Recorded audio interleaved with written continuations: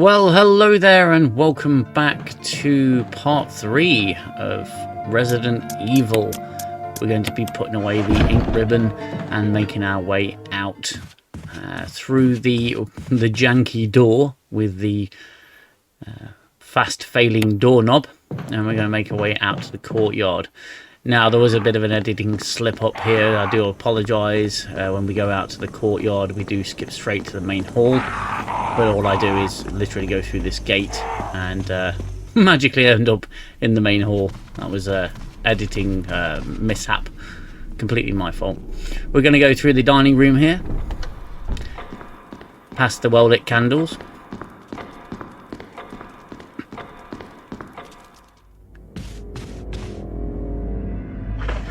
We're going to introduce this guy's head to some lead. And this guy, well, we're going to ignore him and go straight for putting the blue gem into the eye of the tiger. And get some shotgun shells.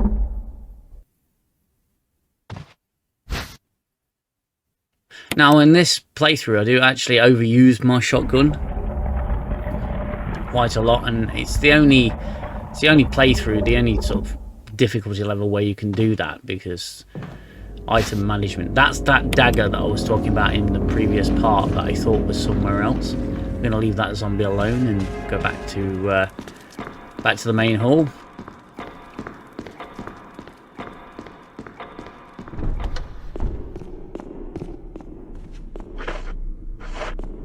Yeah, the shotgun shells, I do overuse them slightly in this playthrough. It's because I can. And again, we're not activating the dogs because we're not making our way back through this door that I'm approaching now. That is a great shot of Jill, just very close up. The zombies are bursting through here. I kind of knew they were, and there we have another example of where the analog stick can get janky, and I ended up getting quite flustered at this point. And my battery on my DualSense was running low. Make our way out to the courtyard, through the phallic door. It's a very phallic door.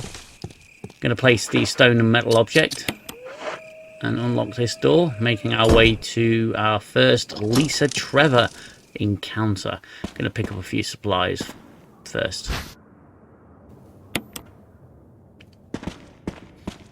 Now, you can't see it flashing, but there is a battery which comes into view. A lot of people do miss that one though.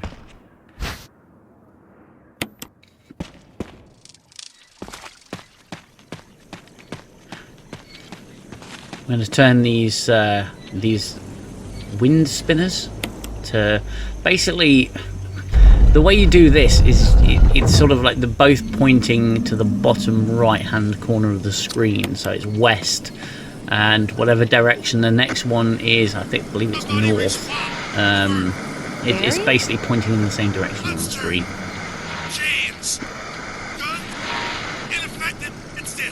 So we're getting told about Lisa Trevor, except not by name, of course, because we don't know her name yet. And Lisa Trevor was an addition to this remake that I absolutely loved and really, really adored this addition. Yeah, so we're gonna get it pointing north.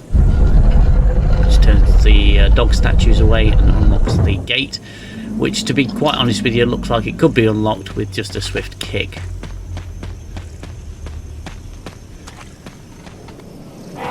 Past the crows, we'll ignore them this time round. But I'm actually going to go to the storage box a little later on and pick up the crest that I got earlier. That will unlock a puzzle in which you get the Magnum as a reward. There's a little cutout here, you'll see, just to the right of that tree that I've just gone past, and that's important to note later. Quick right up these stairs, straight to the cabin.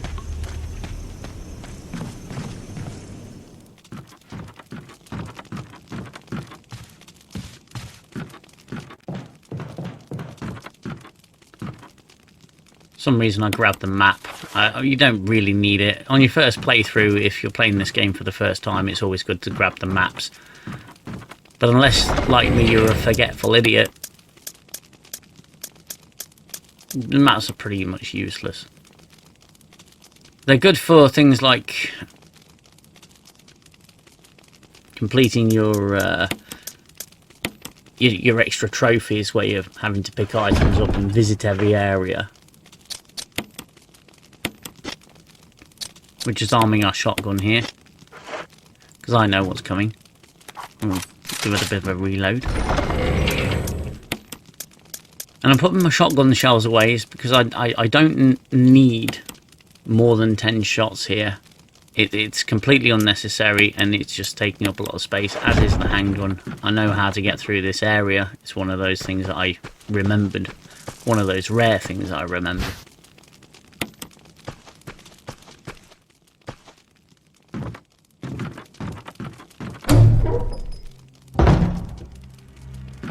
So Lisa Trevor's come through. Bang! And down goes the Jill.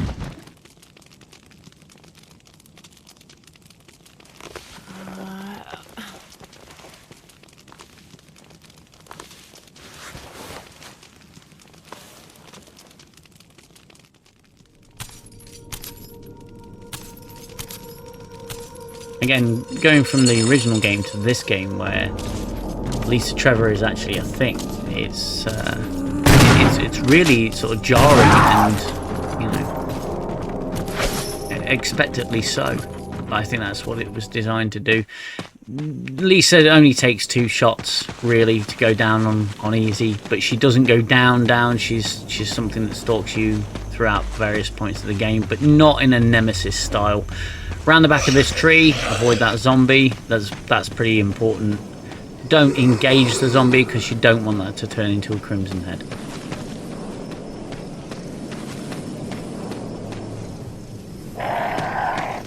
We're going through this gate and we are going to ignore the birds, but be well armed for them. The pistol is the best thing to use for the birds because it's fairly sort of well focused.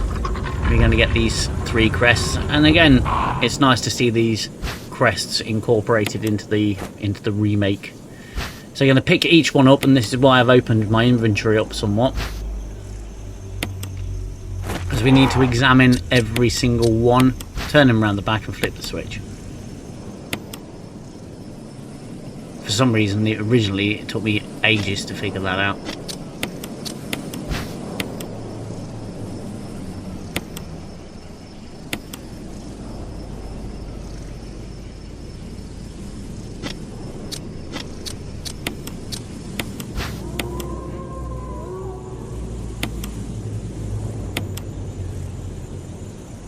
So once all 3 are done, we're going to place them all one by one into their respective places. There's no particular order. The game wants you to put them in. They'll just match up automatically. And that should reveal the world's most powerful handgun.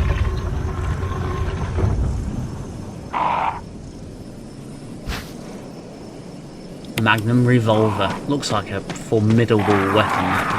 We're going to run. We're just going to avoid the birds. There's every chance that they will sort of get you on various different difficulty settings, but on easy you just run past them. It's a bit of a breeze.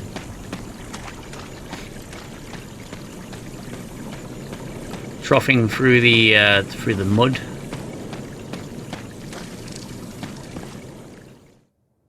If there's one criticism I could levy at this game, it's that's environmental. This is Brad. If you can hear me, just give me a sign. I would say that it's going to be when you're outside, there's no storm. When you're inside, there is a storm. It really doesn't sort of marry up. It's far too quiet. I think it would have been better to have some weather effects.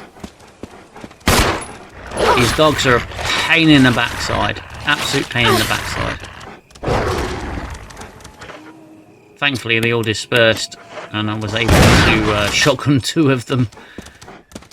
Down, boy! Realising I'm on caution, but not wanting to use an aid spray at this point, I'm going to take these 2 herbs, mix them together.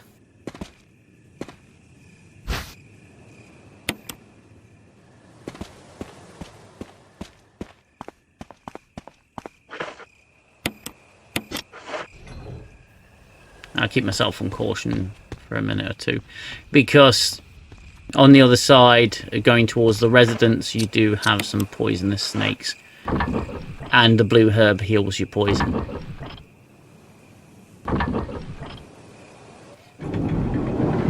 And again, with the cutscenes, they're really not high definition. They're the original sort of GameCube resolution, and it really shows. Because you can see all the distortions and the pixelations, and then you go back to HD with the backdrops and the character, and it's really quite jarring. Nice water effects though.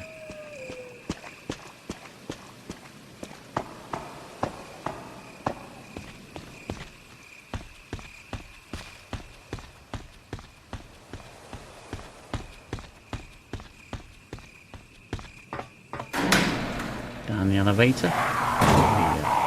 De-escalator. Just some crows here. Just try and keep moving as much as possible. They manage not to get you. And then we're going to head round to the residence. I'm going to pick this herb up and mix it together.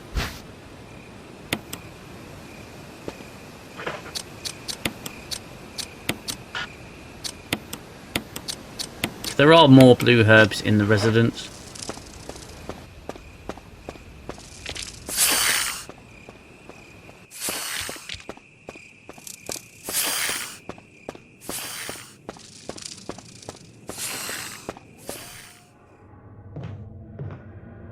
And pick up these blue herbs as well.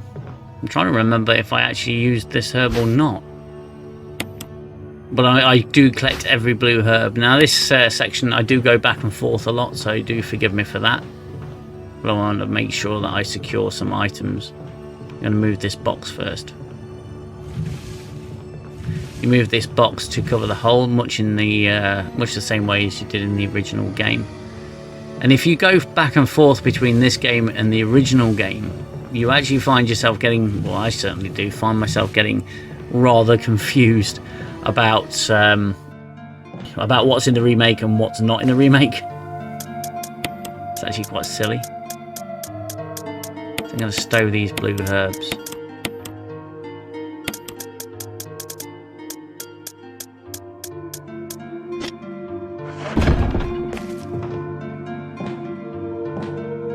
Pick up the battery and possibly the ink ribbon as well. Yes, the ink ribbon as well. I'm going to get the aid spray, pick that up. And drop the items in the item box. I believe I dropped the magnum in the item box as well.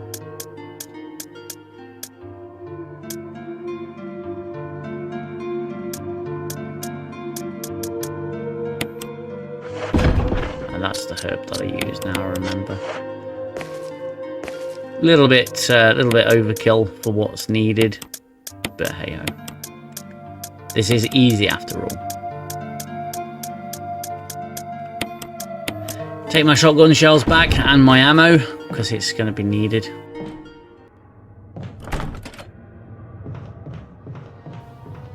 So this room, this spider, if you watch this spider just goes for me when I shoot it. Bang, straight into me. And I'm poisoned, which is just very inconvenient at this point. I'm someone who likes to deal with poison straight away if I can. I don't like to drag it out because it will lower your health. So you want to get yourself healed as quickly as possible.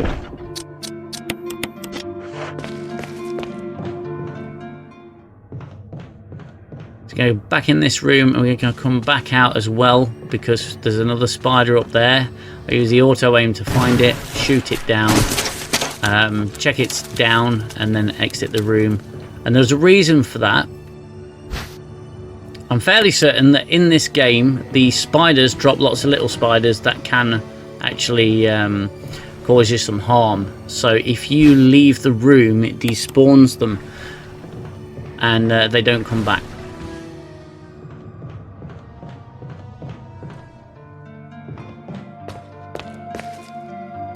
I'm just dropping these herbs off.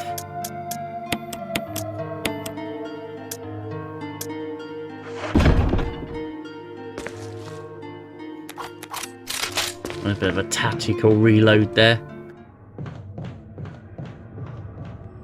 So I'm going to go into this room and get the red book, which I later discover is blank, but I don't remember it being blank. I'll get the first aid box as well. In this room, there's a series of lamps that you light to get the code to open the door to the V-Jolt room a little bit later on. I'm not gonna lie, I took some wild guesses at what I remember the code being later on. So although I did look at these puzzles, I didn't activate them to get the number, I just guessed. Because there's only so many variations. It's a blank book.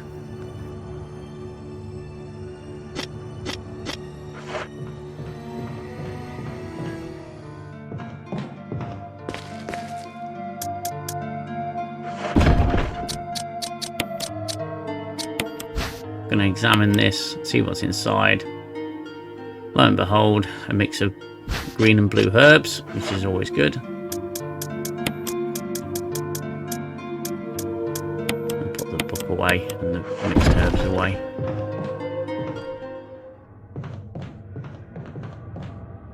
Going to go over this box, over the next box, down this box, and down the next box.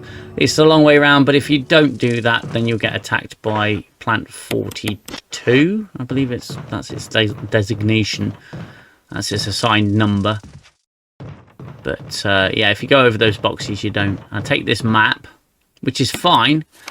Just don't press it again round there, because you'll go, oh, there's a hole in the wall. You can see a bee's nest, and then you'll get attacked by bees, as I do later on in this playthrough. Barry's there talking to himself, which if Jill can hear anything that he's saying, you can pretty much determine what it is he's actually saying. So Barry's being coerced, and we know he's being coerced. Jill can't figure it out. Moths to a flame in the background. Jill. Again, just adding to the ambience Barry, of this game. I heard someone talking. Oh, you heard. I think age is starting to take its toll. Talking to myself. He says he's talking to himself because he's getting old. Talking it's like, to well, yourself? yeah, I actually can relate to him on that one. What's gotten into you? I talk to myself all the time. It's probably why I getting get so worried, confused aren't I? all the time. But don't, I'm alright. I guess this creepy mansion has gotten to my nerves. Creepy mansion, that's an I'm gonna understatement. go outside, get some fresh air for a change. Don't worry, I'm just going to get some fresh air. If I'm lucky, I'll get to waste some monsters along the way. Good old Barry. I'm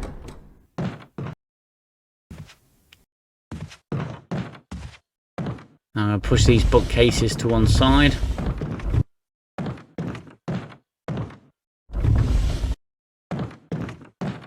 Just to reveal the ladder.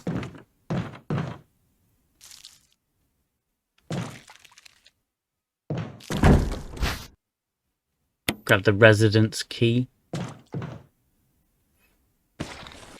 I thought I'd left something behind, but I didn't.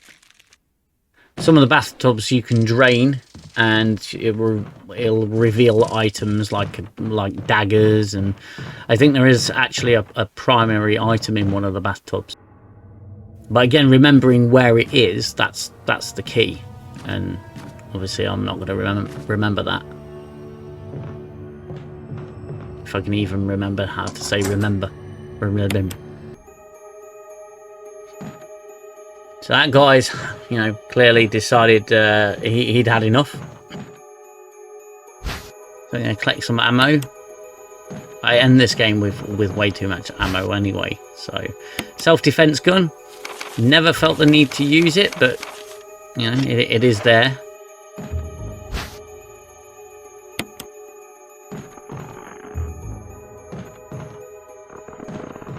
Excuse me, sir. Just slipping past. Into the bathroom. This is where we drain one of the bathtubs. I believe we get the control room key here.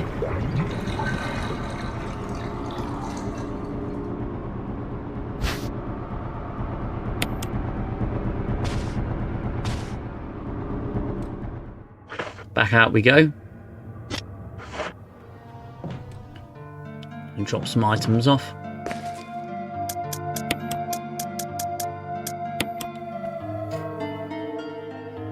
It's very important at this point that you remember to take this key with you. I don't need the crank, but I do need the key. It's really crucial, because if you get this wrong and you don't take that key with you, you're going to have, well, a tougher time having to come back and get it